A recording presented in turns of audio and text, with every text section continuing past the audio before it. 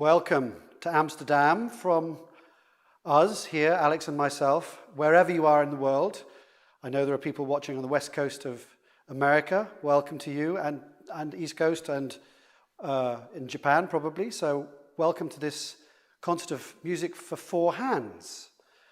This is a genre which is very little used or done today, but by the 19th century, it was really the thing. Towards the end of the 18th century, it started to become the thing. There are a few scattered pieces in the 16th and 17th century for more than one player on one keyboard. And of course, there are multiple keyboard concertos by Bach, J.S.Bach. But by the end of the 18th century, the idea of two players getting together on one keyboard was becoming interesting. We're going to start with the first movement of a sonata by Johann Christian Bach, one of Bach's youngest sons, known as the London Bach. He was hugely popular and experienced in London, writing opera. He was the Queen's music master. And notably, in 1764, an 8-year-old Mozart was in London and met Johann Christian Bach, and they became immediately great colleagues and musical friends, musically joined. I'll talk a bit more about that later, but this sonata appeared in print towards the end of the 1770s. It wasn't the first. The great writer on music, Charles Burney, who was a great traveller and writer on music in Europe particularly, actually published some sonatas for four hands, two sets of sonatas for four hands, in 1776. He very proudly announced the fact that they were the first in print. That's a very important thing to remember. Something must have been happening before that, as we'll see later. But this sonata is a beautiful sonata by Johann Christian Bach, if you're not familiar with his music. It's very much undervalued. The first movement of this sonata in A major, which is the key of love, as you will see. There's a lot of delicious stuff happening between the two players, which is a very important part of what four-hand playing is all about. So this is a beautiful allegretto in A major by Johann Christian Bach.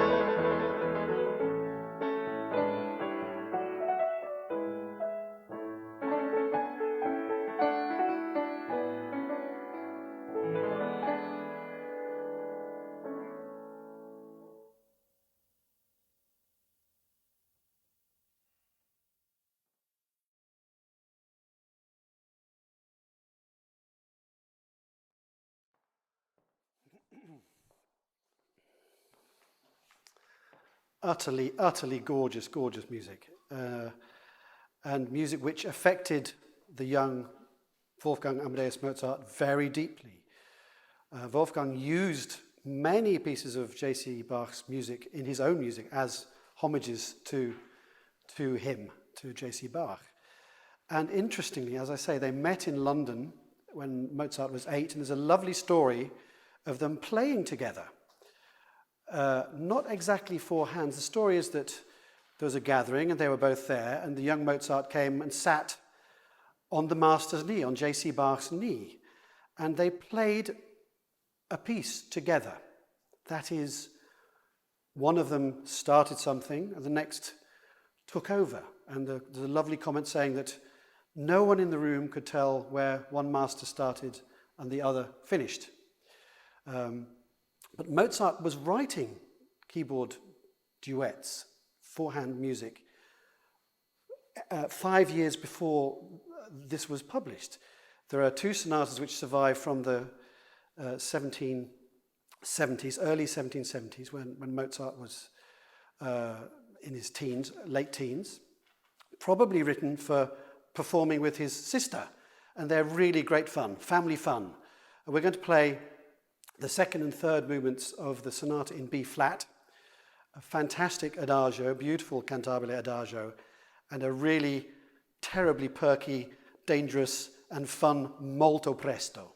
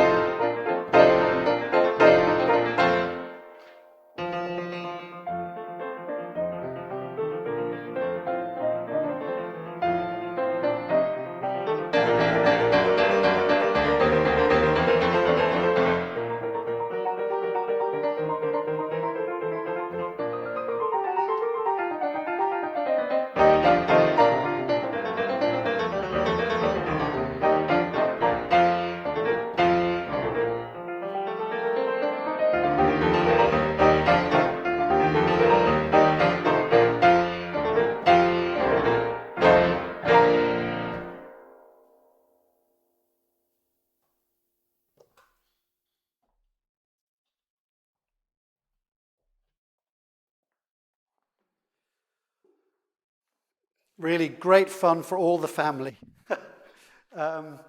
Moving on to a contemporary of Mozart's who you should have heard of. This is a really important and great composer, Jan Ladislav Dussek. If you've ever had piano lessons, you probably were forced to play some of his sonatinas, opus 20, which are very slight little pieces and really don't represent how great this composer is. Donya mentioned birthdays and anniversaries, and in fact, it was Dussek's 200th anniversary of his death in 2012, along with Queen Elizabeth's Jubilee. Nothing happened in the mainstream music world, which is appalling. He's such an important composer for the piano.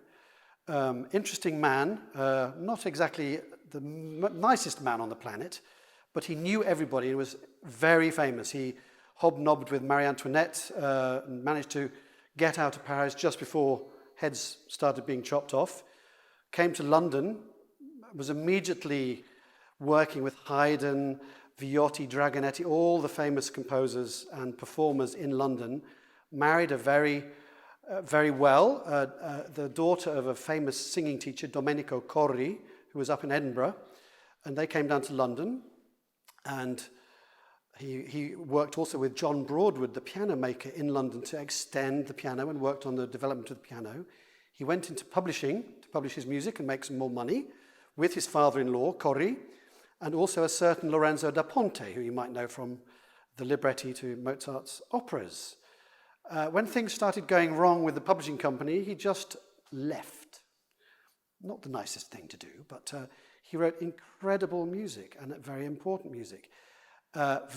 Also very forward-looking music. This is, when you're listening to this piece, just imagine he is the same generation as Mozart.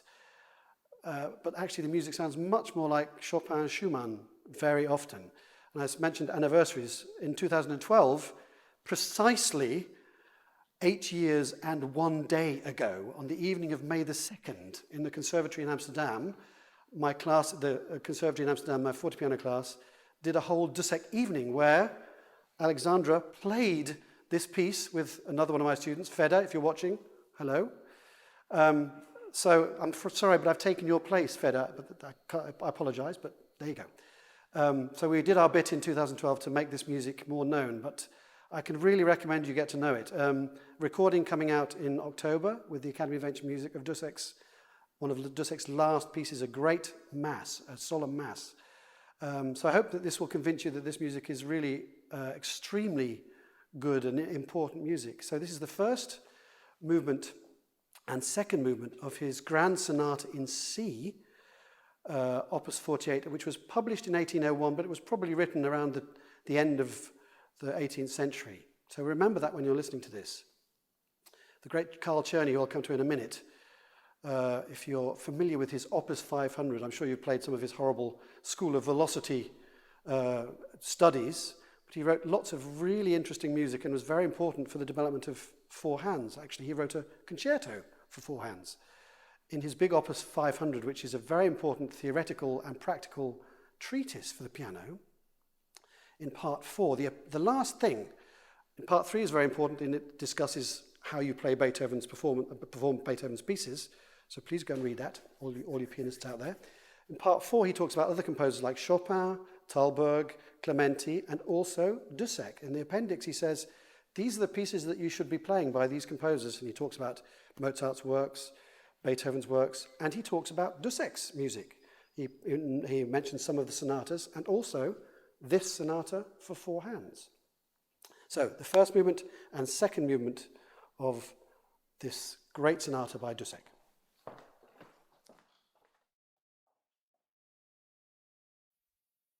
And don't forget, it's somebody's birthday today.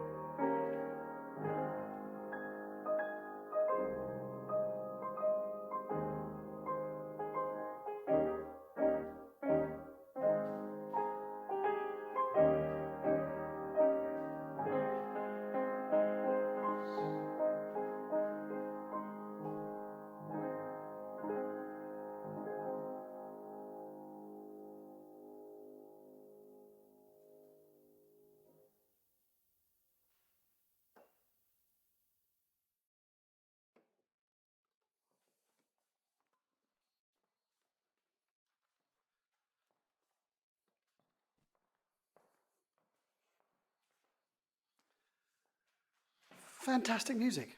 Go discover him. He's a great, great, great composer, and we will do our utmost to bring him to you in the future. From Dussek, we move fast forward a little bit to the request spot. This is a sort of birthday desire from Jürgen Bausmann, the man who curates and owns the collection, the Geelvinck Museum. And thanks to Dunja and him for asking us to do this. We're very pleased to be doing it. This is a birthday treat for Jürgen's mum, who used to play the Debussy Petite Suite when she was young. So we're going to play the last two movements of this. Debussy was a young man in his late 20s when he wrote this, but great fresh music from the end of the 19th century. So the last two movements, the minuet and the ballet.